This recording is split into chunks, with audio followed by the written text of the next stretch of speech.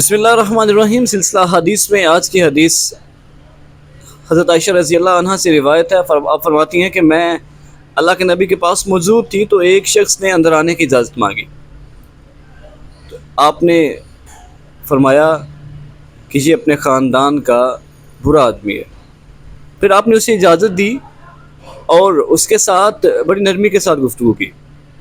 امی عائشہ رضی اللہ عنہ فرماتی ہیں کہ میں نے پوچھا یا رسول اللہ، پہلے آپ نے وہ کہا کہ یہ اپنے خاندان کا برا آدمی ہے اور پھر آپ نے اس کے ساتھ نرمی سے بات کی، تو اللہ کے نبی صلی اللہ علیہ وسلم نے ارشاد فرمایا، عائشہ، لوگوں میں بدترین انسان وہ ہے، بدترین آدمی وہ ہے جس کی بد زبانی کی وجہ سے لوگ اسے دور رہیں، لوگ اسے چھوڑ دیں۔